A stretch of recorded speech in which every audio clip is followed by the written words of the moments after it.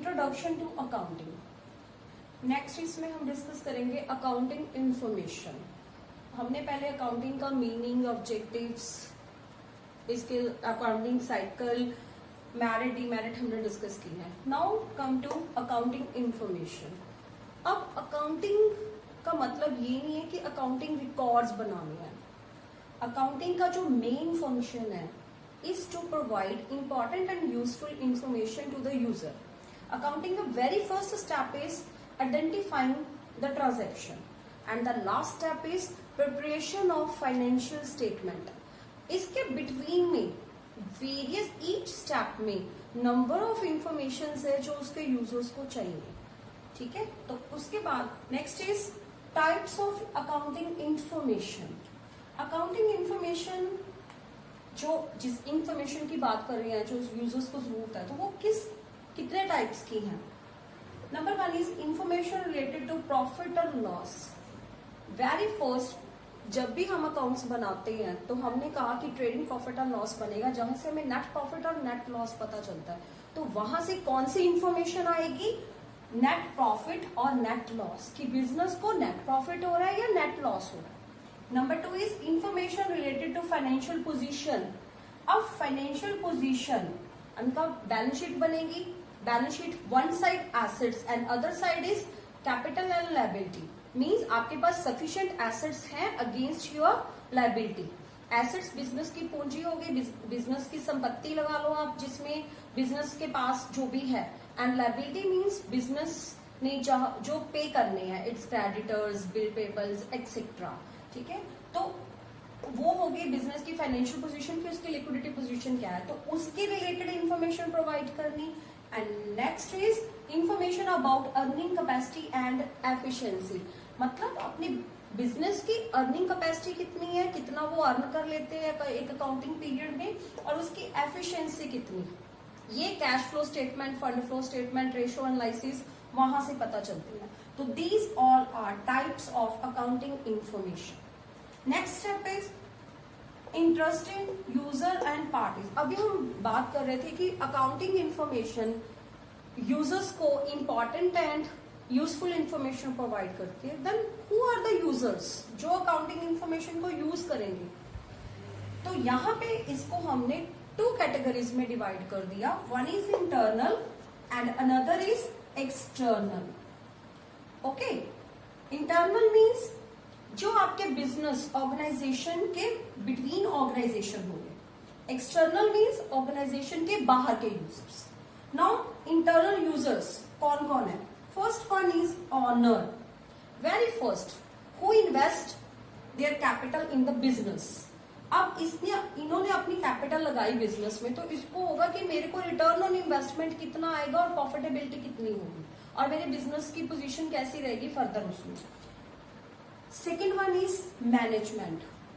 हमने पहले भी डिस्कस किया है कि मैनेजमेंट ने इंपॉर्टेंट डिसीजंस लेने होते हैं, मीन प्लानिंग करनी होती है, कंट्रोलिंग करनी होती है, तो उसके लिए उसको अकाउंटिंग इंफॉर्मेशन की जरूरत पड़ेगी। And another is employees. No, employees को अकाउंटिंग इंफॉर्मेशन की क्या जरूरत है? एम्प्लॉइज को एक तो अपने ड्यूज देखने हैं, जैसे पीएफ मिलता है उनको एंड ईएसआई एंड फर्दर, और दूसरा उनको ये होता है कि रेगुलरली जो भी उनको है, अगर बिजनेस प्रॉफिटेबिलिटी में होगा तो फर्दर उनको और भी बेनिफिट्स मिलेंगे, उनको बोनस मिलेगा एंड और अदर मिलेंगे बेनिफिट्स। तो ये सारे बिजनेस के इंटरनल यूजर्स हैं जिनको बिजनेस की इंफॉर्मेशन चाहिए होगी। Next one is external users. अब बाहर यूजर्स कौन है जो बिजनेस में इंटरेस्टेड है कि उनको अकाउंटिंग इंफॉर्मेशन चाहिए?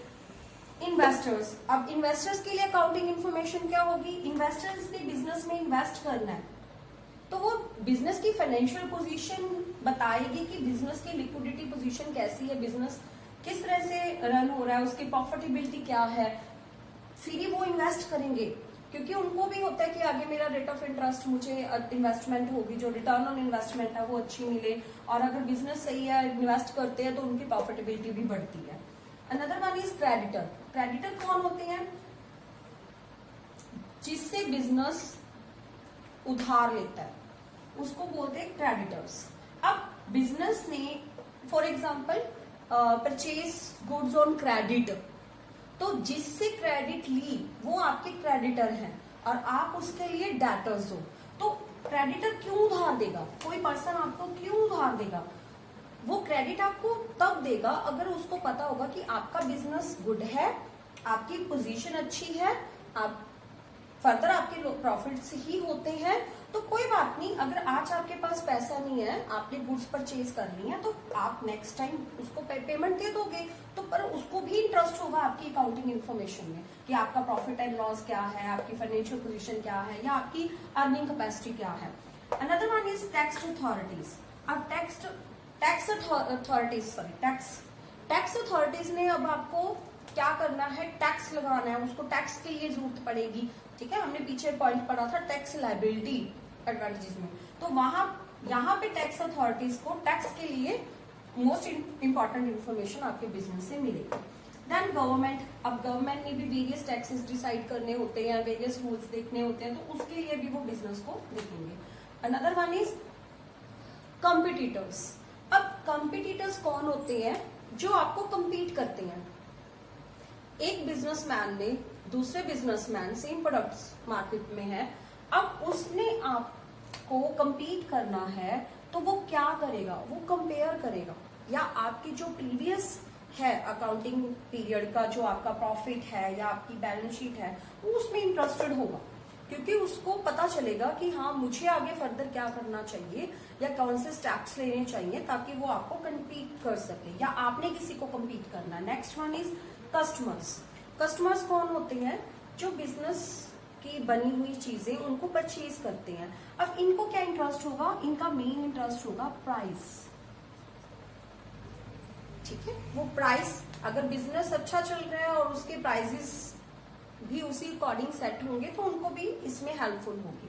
अनदर रिसर्चर, जो रिसर्च करते हैं, तो दीज ऑल आर यूजर्स और इंटरेस्टेड पार्टीज जो बिजनेस की अकाउंटिंग इंफॉर्मेशन के लिए, जिनको अकाउंटिंग इंफॉर्मेशन चाहिए होती है।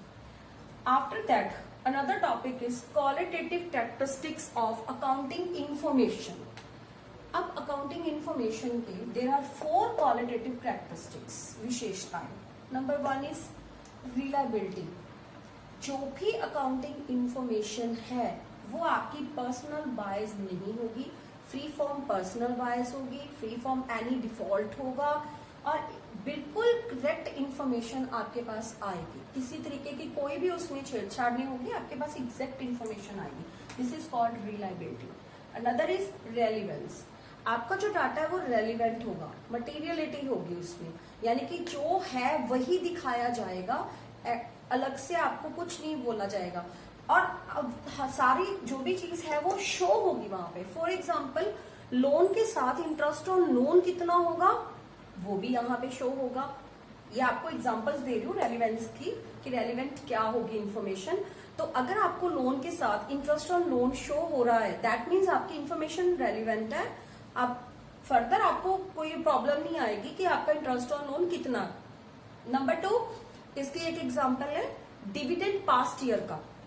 अब पास्ट ईयर का डिविडेंड अगर आपको दिया है, ये भी इंफॉर्मेशन रेलिवेंट है, उसके अकॉर्डिंग आप जो करंट ईयर का आपका डिविडेंड है वो आप सेट कर सकते हो। अंडरस्टैंडेबिलिटी। अब अगर आपकी इंफॉर्मेशन, अकाउंटिंग इंफॉर्मेशन रिलायबल है, रेलिवेंट है, तो दैट मीन्स आपकी अंडरस्टैंडेबल भी है, आप इजीली उसको अंडरस्टैंड कर सकते हो। Another one is comparability. अगर आपने प्रीवियस के साथ या आपने किसी और के साथ अपने डाटा को कंपेयर करना है तो वो आप इजीली कर सकते हो। तो आपकी जो अकाउंटिंग इंफॉर्मेशन है, नंबर 1 रिलायबल होगी, नंबर 2 रेलिवेंस होगी, नंबर 3 अंडरस्टैंडेबिलिटी होगी एंड नंबर 4 कंपेरेबिलिटी होगी। Thank you. In chapter Introduction to Accounting, the next topic is role of accounting in business. First one is as a language. Accounting एक language की तरह है। जैसे हम accounts बनाते हैं, उनको आइडेंटिफाई करना, ट्रांजैक्शंस आइडेंटिफाई करना, रिकॉर्ड करना, क्लासिफाई करना, समराइज करना, ठीक है। और ये एक ऐसी इंफॉर्मेशन है जो यूजर्स को कम्युनिकेट की जाती है जिसको इसकी जरूरत है, तो इसीलिए इसको हम एज अ लैंग्वेज बोलते हैं which is use to communicate information on enterprise. Second is as a historical record. Accounting में क्या कर रहे हैं हम? Accounting record all transactions in order they happen. Accounting में जितनी भी ट्रांजेक्शन्स होती हैं वो जैसे हो रही है वैसे रिकॉर्ड करते हैं। फॉर एग्जाम्पल, एक दिन में सेल हुई है, कोई परचेज हुई है, तो हम सेम डे रिकॉर्ड करेंगे, नेक्स्ट डे नेक्स्ट का। तो अकाउंटिंग पीरियड 1 ईयर का होगा, तो उसमें आप डेली की ट्रांजैक्शन रिकॉर्ड होगी। ये नहीं है कि आप एक दिन की ट्रांजैक्शन नेक्स्ट डे रिकॉर्ड कर रही हैं। तो accounting treated as a historical record, तो इसकी जो नेचर है वो हिस्टोरिकल नेचर की होगी। Third is as a current economic reality. आप अकाउंटिंग कैसे ट्रीट करेंगे? As a current economic reality means it is viewed as the mean of determining the true income of an entity. एक entity को कितनी income हुई है पूरे year में, 1 ईयर में, क्योंकि यहाँ पे हम profit and loss account prepare कर रहे हैं जहां से हमें नेट प्रॉफिट और नेट लॉस पता चलता है, एंड हम बैलेंस शीट प्रिपेयर करते हैं जहां से हमें बिजनेस की फाइनेंशियल पोजीशन पता चलती है। तो यहाँ हमें ये पता चलेगा कि जो हमारा बिजनेस है उसकी ट्रू इनकम क्या है। Then next is as an information system. ये एक इंफॉर्मेशन सिस्टम की तरह है। हमने अभी पीछे इंफॉर्मेशन अकाउंटिंग इंफॉर्मेशन पढ़ी थी जहां पे हमने ये देखा था कि अकाउंटिंग इंफॉर्मेशन क्या है। जो इंफॉर्मेशन उसके यूजर्स को हम प्रोवाइड करते हैं, चाहे वो नेट प्रॉफिट है, नेट लॉस है, कोई बिजनेस की फाइनेंशियल पोजीशन है जो बैलेंस शीट के थ्रू हम शो कर रहे हैं, या हम इनकम स्टेटमेंट शो कर रहे हैं, फंड फ्लो, कैश फ्लो, जहां से उसकी अर्निंग कैपेसिटी का पता चलता है। तो यहाँ इंफॉर्मेशन सिस्टम की तरह है, जहां क्या होगा, it is viewed as a process that links an information source. Source कौन है? अकाउंटेंट जो अकाउंट्स बना रहा है, to a set of receivers. Who are the receivers? Receivers कौन है? जो एक्सटर्नल यूजर्स, जो उसको यूज, एक्सटर्नल यूजर्स हमने पहले अपने प्रीवियस लेक्चर में पढ़ा। एक्सटर्नल यूजर्स हैं जिसमें जो आपके ऑर्गेनाइजेशन के बाहर के, जैसे हमने इसमें लिया था गवर्नमेंट है, इन्वेस्टर्स है, क्रेडिटर्स है, by mean of channel of communication. तो हम इसको एक प्रोसेस की तरह देखते हैं जो लिंक प्रोवाइड करता है कौन किसके साथ? The accountant source to a set of receiver कौन है? एक्सटर्नल यूजर्स, और किसके through? Mean of channel of communication. ठीक है। Next one is as a commodity. अब जो इसकी इंफॉर्मेशन है अकाउंट्स की, जो भी अकाउंट बिजनेस में प्रिपेयर किए जाती हैं, वो स्पेशलाइज्ड इंफॉर्मेशन है। ठीक है। Is viewed as a service. ये एक तरह से सर्विस है जो हम प्रोवाइड करते हैं, which is in demand in society. जैसे सोसाइटी की डिमांड है उसके अकॉर्डिंग ही हम उनको शो करेंगे। जैसे क्रेडिटर को जो इन्फॉर्मेशन चाहिए उसको वही इन्फॉर्मेशन शो होगी according to its demand. Now these all are role of accounting in business. Explain, repeat again. As a language, very first, it treat as a historical record, as a current economic reality, as an information system, as a commodity. Thank you. Introduction to accounting, chapter first का next है topic bookkeeping. What is bookkeeping? It also called record making phase of accounting. Record making phase means हमने accounting में किया था कि क्या करते हैं हम उसमें, it is a process of identifying, measuring, classifying, summarising, analysing, interpreting and communicating information. अब यहाँ पे जो अकाउंटिंग के फर्स्ट 4 फेज हैं, यानी कि identification, measurement, recording and classifying, उसको हम कहेंगे बुक कीपिंग। यानी कि it involves 4 main activities. Identification, जहां पे ट्रांजैक्शन को आइडेंटिफाई किया जाता है, जैसे purchase, sale. Then measurement means monetary term में उसको मेजर किया जाता है, only money value. Then recording, journal बनाएंगे हम। एंड देन क्लासिफाइंग, लेजर बनेगा। तो दोनों में डिफरेंस है, book keeping and accounting. Now discuss here book keeping.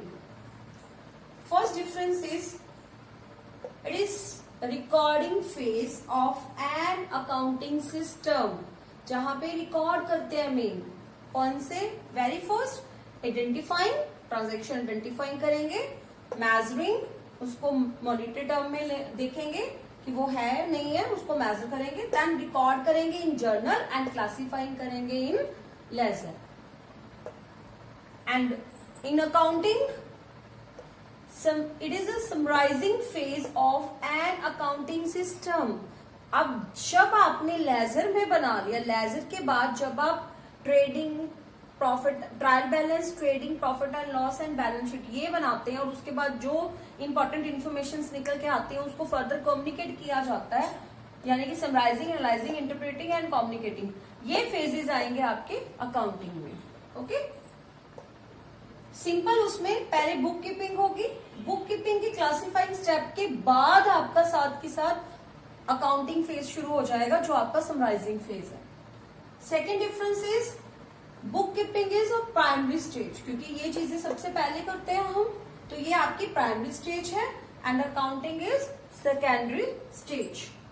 Book keeping routine in nature and clerical in nature, यानी कि जितनी भी डे टू डे ट्रांजैक्शन होगी वो रिकॉर्ड होंगी, डे टू डे, डेली की।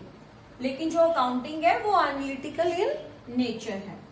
Then book keeping another difference is it is done by junior staff. इसके लिए आपको कोई स्पेशलिस्ट की जरूरत नहीं पड़ती है। जो जूनियर स्टाफ है, जिसको आप क्या नाम दोगे, बुक कीपर, वो इसको मेंटेन करेगा, वो इसको डन करेगा।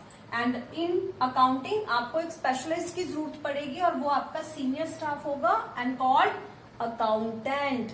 अब जो बुक कीपिंग है वो कोई भी कर सकता है, क्योंकि जस्ट रिकॉर्ड ही करना आपने तो वो कर लेगा, कोई प्रॉब्लम नहीं है, जूनियर स्टाफ भी कर लेगा, day to day transaction record करनी है। बट अकाउंटिंग के लिए आपको एक सीनियर स्टाफ यानी कि अकाउंटेंट की जरूरत पड़ेगी, जो इसको मेंटेन करेगा। देन है bookkeeping का another difference is it does not give complete picture of financial condition of business unit, क्योंकि यहाँ पे आप ओनली ट्रांजेक्शंस लेजर तक लिया आपने, यानी कि जर्नल में आपने what comes in what goes out, जो भी आपके ट्रेडिशनल रूल्स है, मॉडर्न रूल्स है, उसको अप्लाई करके आपने अकाउंट्स बनाया। ओके, देन लेजर में क्या किया, उसको जैसे कैश का सारा डाटा कैश में आ गया, अब आपको पता चल जाएगा कि फुल ईयर का कैश कितना है, सेल का हो गया, परचेज का हो गया, ठीक है, बैंक का हो गया, आपका फर्नीचर अकाउंट बन गया, जो आपकी जितनी एसेट्स हैं और लायबिलिटीज है आपने उसके अकाउंट बना लिया। But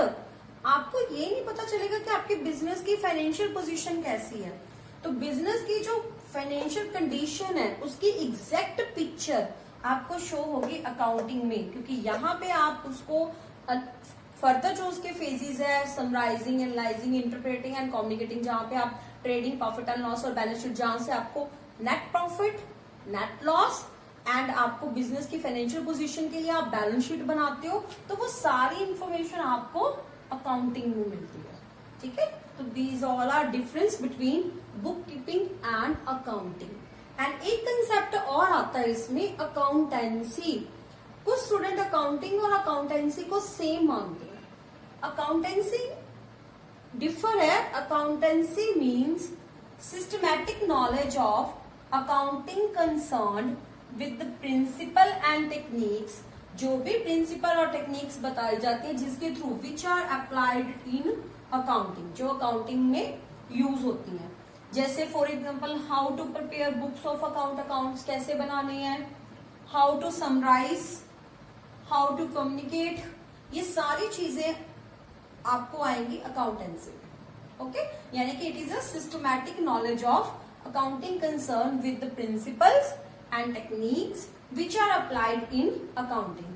Okay, and then accounting is used for the accountancy is used for the profession of accounting.